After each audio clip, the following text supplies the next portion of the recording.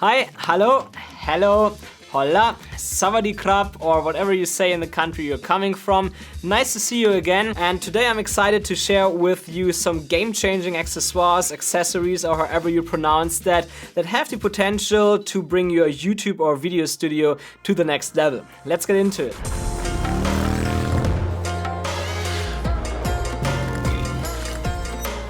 And the first product that I want to show you here is this monitor. It's the Mars M1.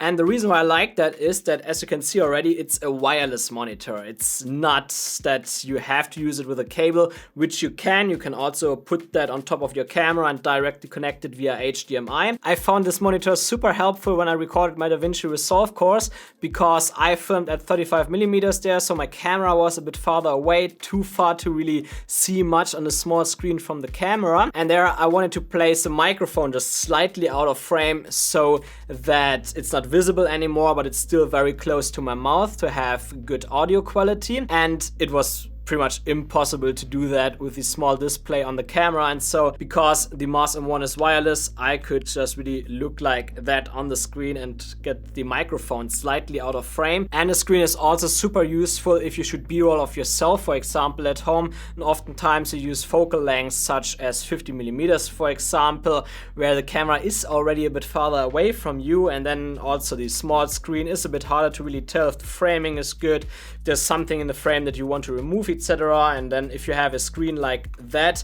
you can quickly have a look if everything is all right. And to set this monitor up, you need obviously the monitor itself, and you also need a transmitter from Hollyland, but you can also use the monitor itself as a transmitter. So you can put the monitor on your camera while having that plugged in via HDMI. So maybe some person that films you or so can directly stand behind the camera and look at it, while at the same time this monitor then transmit the signal to your monitor, to a monitor that you have on set, so you can also see how it looks like. And by the way, this monitor also comes with all the standard functionality that you expect from a monitor like that. It has false colors, it has zebras, focus peaking, and you can load LUTs inside, so that's very useful to actually see how the video looks like later when you color grade it. And another little tip regarding the screen is that if you want to save a little bit of money, you don't actually have to buy the Mars M1 monitor. You can also only buy the transmitter, because this transmitter can also connect to your smartphone via the Hollyland app, and then you essentially watch over your phone, but in a much better way as using the app from your camera, because it's actually fluid then and it connects a bit easier. I'm actually quite surprised how much I like this monitor, because when Hollyland hit me up the first time to asking to test it, I was like, okay, do I really need another monitor? But because it's wireless, I thought, let's give it a try, and I actually like it a lot more than I thought. And also a little disclaimer here, Hollyland sent me that for free for testing here and featuring it in one of my videos, so I'm featuring it today. But as I've said in previous videos, if I don't like a product, I just don't make a video about it and send it back to companies. That's the exact same thing here. The reason why I feature it today is because I actually like it and I can recommend it. And by the way, I will leave links to the Mars M1 monitor and the transmitter in the description below. By the way, the same counts for all other products that I mention here, so check them out. So the screen helped me a lot to place my microphone out of frame, and this is what I want to come through next, my microphone, which is the Sennheiser MKE 600, which is kind of a game changer for YouTube studios because it gives you a very, very good sound quality. Well, it's pretty versatile actually, as we will find out in a second, and it also comes at a very low price. I think it was like $320, something like that. So as mentioned, this microphone is very versatile. At first, it's an XLR microphone, which is important because the moment you use a bit longer cables, for example, to boom a microphone like I'm doing right now, it's very likely that the cable picks up certain interferences. Like for example, when I lived in an apartment, I had neighbors that were running some music that I couldn't even hear with my own ears, but the cable picked the music up, and then later when I was editing the video, I listened to it and I just recognized that there's constant music in the background, which I didn't want to have there. And that's why you should sooner or later invest in an XLR microphone. It just ensures that you don't get these issues anymore. And now, while this microphone is great, is at first that you can also mount it on a camera if you want want to as an on-camera shotgun microphone, because it comes with a small 3.5mm to XLR cable, which you can use with your camera, and at the same time you can power the microphone via a simple battery, AAA. And what I really like about it is that it also comes with a so-called low-cut filter, or also high pass. It's essentially the same, and that means that it, for example, can cut out some rumbling noise from my air conditioning and other stuff when you're outside, for example, also distant traffic, etc. Like everything that has lower frequencies get cut out there. And as far as I have seen, there are not many XLR microphones that come with a functionality like that. And at the same time, this microphone also offers really professional sound quality. It's actually close to the well-known Sennheiser MKE 416. And now the issue with XLR microphones is that you have to use an XLR interface to power them with phantom power usually, and to also kind of transform the signal into your 3.5mm jack and send it to your camera. And to me, those XLR interfaces always looked super complicated. I did not want to use them until I saw the Zoom F3, which is actually not an XLR interface. It's an XLR recorder, but it can also output audio. And this is what I'm doing here in my setup. I have the Sennheiser MKE 600 plugged in via XLR to the Zoom F3, and then on the other side it goes out via a 3.5mm cable and sends the signal directly to my camera. But it's also quite special, because what you can also do with this recorder is that you can put in a micro SD card, and then you can record your audio directly to that micro SD card. And not just that, you can record that in a format which is called 32-bit float, which essentially means that it records the audio in a very high dynamic range. So if you, for example, record the audio way too loud, or you're screaming in between or something like that, something loud comes up, then usually with normal audio codecs it would sound bad, it would sound distorted, and you can't rescue that anymore. But with 32-bit float, you can just bring the levels back again in post, and you don't even hear that it was too loud before. Like, it sounds perfectly normal as you would have recorded it correctly. And that can make a huge difference, especially if you constantly have changing audio environments, like you oftentimes drag your equipment around, etc. You place the microphone in different places. So also very recommended this setup, the Sennheiser MKE 600 together with the Zoom F3 recorder. And the next two things that I want to show you that I actually use a lot is at first my teleprompter and also the iPad mini. Now when it comes to the teleprompter, it doesn't really matter which brand you choose, they are all pretty good, but there are like different teleprompters. I like the ones that have rings at the end that I can attach to my lens, like some others attach a bit differently, and I find that weird. So that is what I use.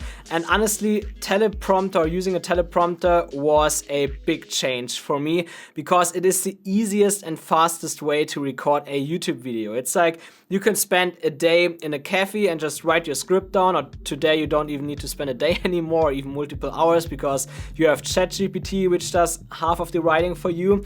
And from there, when you have your script, all you have to do is to put that thing in front of your lens and then plug your smartphone in there, and then you can just read off the teleprompter, and it actually looks like you would look in the lens all the time. And I love that. Like, every time I have a scripted video, a fully scripted video, I shoot with the teleprompter, and it just makes the overall shooting experience so much faster and easier. Then oftentimes, like right now for example, I also have videos that are not scripted at all, where I only have an outline, and so for that I use the iPad mini. So I just place that below my camera so that I can always read what points are next. So I just stop talking in between.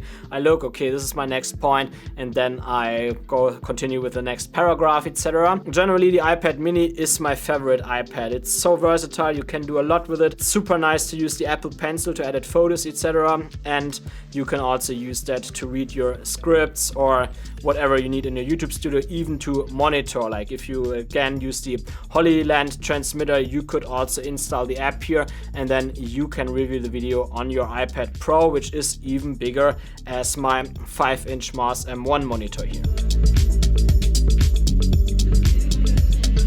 And a true game changer is also this Giant light here, the F100. It's like literally every time when I use another angle here in my YouTube studio, I just put the light somewhere and I have it as my key light, sometimes also having a slight backlight, etc. So it's just super handy, and I think I don't have to say much about it. You have a light that you can just quickly put everywhere. It comes at 100 watts, so it's actually very, very bright, especially if you want to compensate, for example, for a bright window behind you where you still want to see a little bit of detail outside especially. So that's now with the Giron light, and as you can see, it definitely doesn't look bad. Like, my shadows are definitely a bit harsher as with my other light because it's still bigger, but oftentimes it's definitely enough to quickly set up lights for your scene. So this light comes really recommended, but Giron already announced some new lights that they will bring out soon.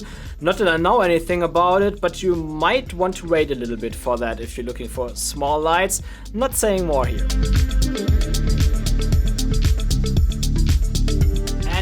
This is definitely a game changer for every YouTube and video studio. A camera slider. I use the Gpon Micro 3 here. It's a motorized slider, so I can use my smartphone app to define waypoints and then slide in between them, which is great. Let me put that down. Gets a bit heavy though. And the reason why I like camera sliders is that they at first make shots possible that would otherwise not be possible at all. You can, for example, also shoot time lapses with it, so you have slow camera motion, but then you have the time passing by very fast. I used it a lot here in my YouTube studio for product B-roll shots, and it's especially handy if you want to do macro shots, because holding a macro shot with your hand is pretty much impossible. It's just too shaky because you're so close to the subject. But then with a camera slider, you can perfectly do that. Sometimes still that you have like some micro shakes in there, some jitters that probably come from the belt or so, but that's easily stabilized in post. But if I would get the same shots, then especially macro with my hands, that's impossible. I could not do that. So I think a camera slider is definitely a must-have in every YouTube and video studio, at least if you do some kind of product B-roll shots or so, or shots of yourself.